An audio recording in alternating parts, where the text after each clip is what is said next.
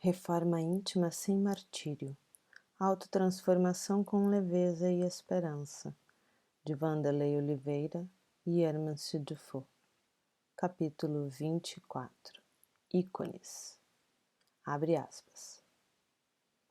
Entretanto, abandonando de todo a idolatria, os judeus desprezaram a lei moral para se aferrarem ao mais fácil, a prática do culto exterior. Fecha aspas. O Evangelho segundo o Espiritismo, capítulo 18, item 2. A palavra integral significa por inteiro, total. Quando mencionamos o homem integral, estamos nos referindo ao ser em sua completude, à integração de todas as suas partes num todo.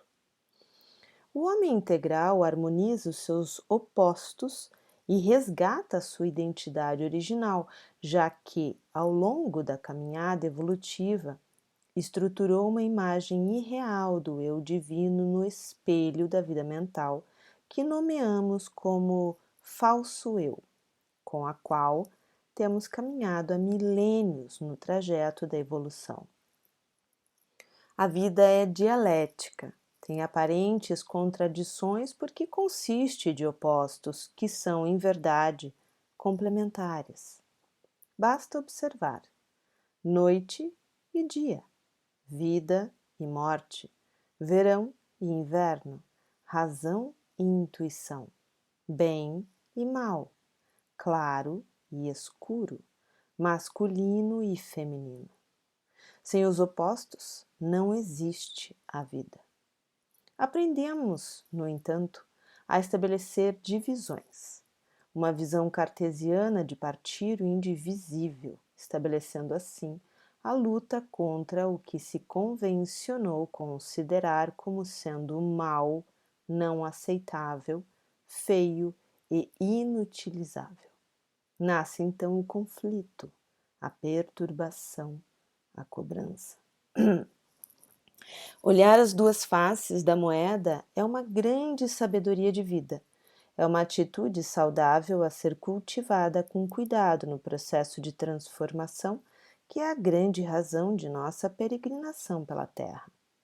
Luz e sombra são opostos. No entanto, uma depende da outra, assim como o passo da perna direita depende do passo da perna esquerda.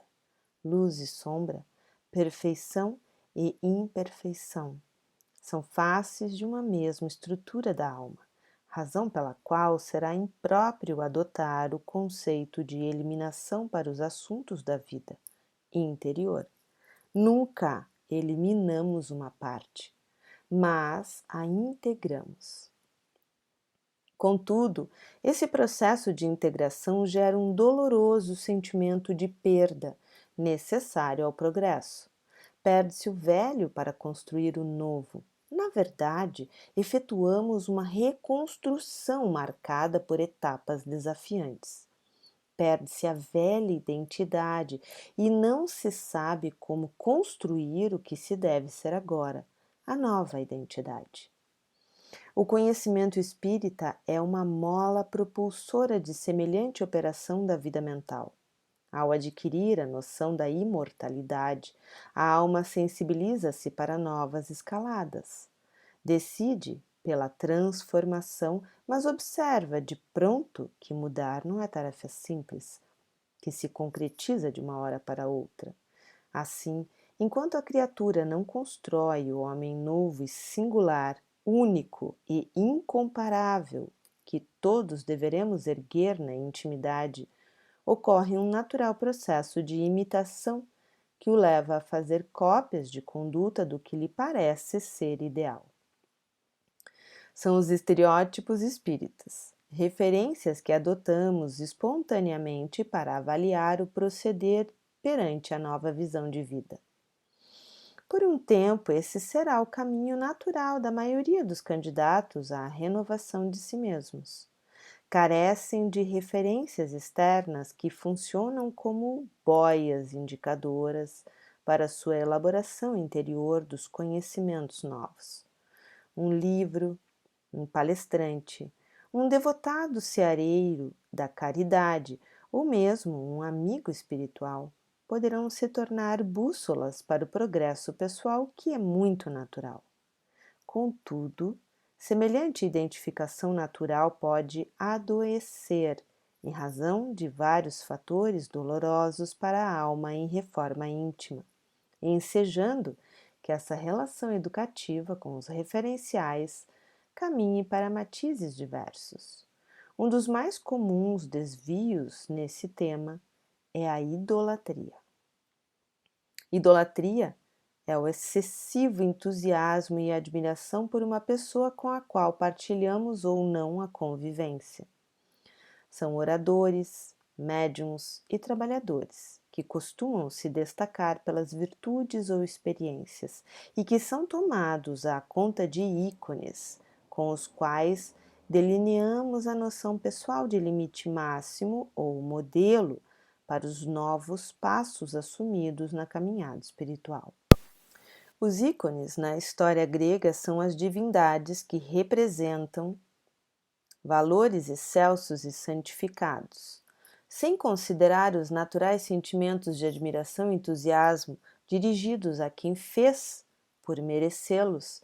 Quase sempre nas causas dessa idolatria encontra-se o mecanismo defensivo da mente, pelo qual é projetado no outro aquilo que gostaríamos de ser. Dois graves problemas entre os muitos decorrem dessa relação idólatra: as exageradas expectativas e a prisão dos padrões. As expectativas transferidas ao ícone carregam desejos e anseios que se tornam âncoras de segurança para os problemas individuais. Caso a criatura se habitue ao conforto de escorar-se psicologicamente no outro e fugir do seu esforço autoeducativo, passará ao terreno das ilusões, sentindo-se e acreditando-se tão virtuosa ou capaz quanto ele. Ocorre então uma absorção da identidade alheia. É como ser alguém com os valores do outro. Quanto aos padrões, vamos verificar outra questão que tem trazido muitos desajustes: o hábito do dogmatismo. Uma velha tendência humana de ouvir a palavra dos homens santificados pela hierarquia religiosa.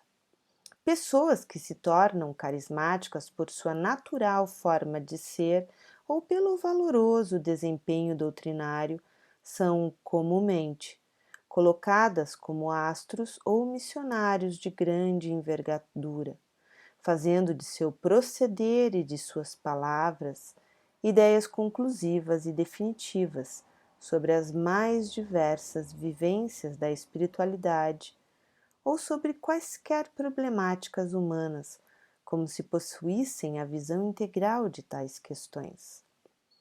Qualquer dessas vivências, expectativas elevadas ou criação de modelos podem nos trazer muita decepção e revolta. Somos todos aprendizes, uns com mais, outros com menos experiência. Todos, no entanto, sem exceção, como aprendizes do progresso e gestores do bem. Podemos sempre aprender algo com alguém, desde que tenhamos visão e predisposição à alteridade. O que hoje entendemos como sendo excepcional em alguém, amanhã poderá não ser tão útil para nossa percepção mutável e ascensional. Por mais bem-sucedida a reencarnação na melhoria espiritual, isso será apenas o primeiro passo de uma longa jornada. Então, por que glórias fictícias com ídolos com pés de barro? Missionários e virtuosos? São muito raros na Terra.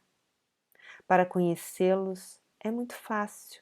Nenhum deles aceita uma relação de idolatria, enquanto se verifica outro gênero de conduta com muitos que se julgam ou são julgados como tais.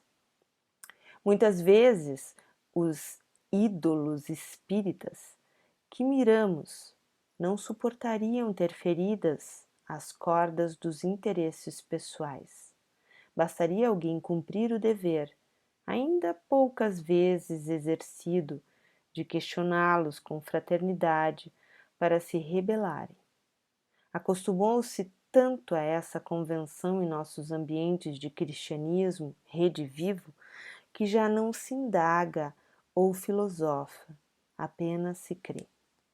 Especialmente se determinadas fontes consagradas, sejam homens, instituições ou mesmo desencarnados, expedem ideias ou teorias, não se pesquisa, não se analisa com a prudência que manda o bom senso, apenas se crê. Não existem debates e, o que é mais lamentável, muitos corações insensados pela reverência excessiva não fazem nada para dela afastar os menos vividos, os quais terminam, em muitos casos, como pupilos mimados e protegidos que fazem escola. Apesar da constatação desses malefícios, tudo isso faz parte da sequência histórica de nossas vidas. Quando refletimos sobre a questão, é no intuito de chamar a atenção de todos nós para os prejuízos de continuarmos cultivando semelhantes expressões de infantilidade emocional. Existe, de fato, uma velha tendência que nos acompanha, a qual podemos declinar como hábito da canonização psíquica. Muitos ídolos adoram as bajulações e burburinhos em torno de seu nome. São folgas que não deveríamos buscar para a nossa vida.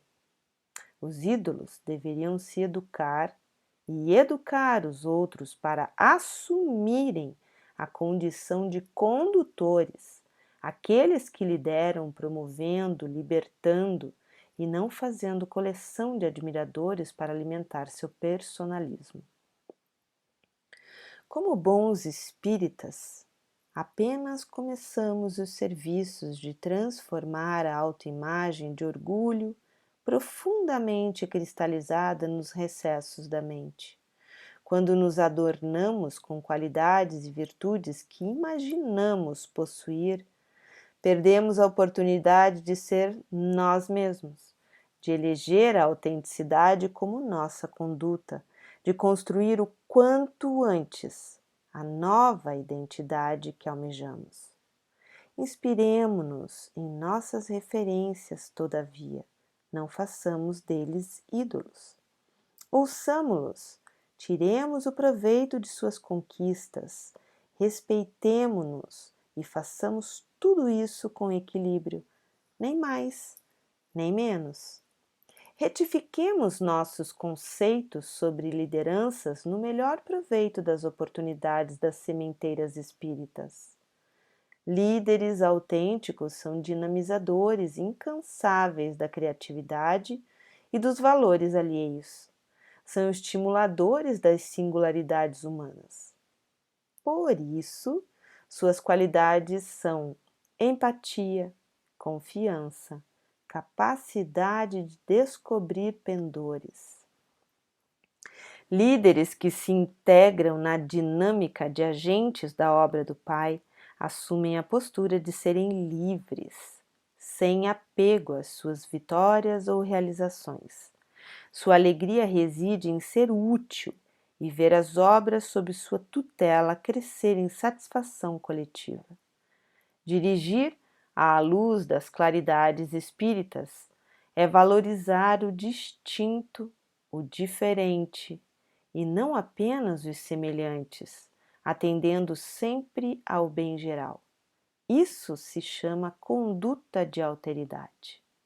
Expoentes sempre surgirão. O que importa é o que faremos deles ou com eles. Evitemos também a substituição que tem se tornado frequente. Não os deixemos para aferrarmos as práticas. A isso se referia Kardec quando disse, abre aspas, Entretanto, abandonando de todo a idolatria, os judeus desprezaram a lei moral para se aferrarem ao mais fácil, a prática do culto exterior. Fecha aspas.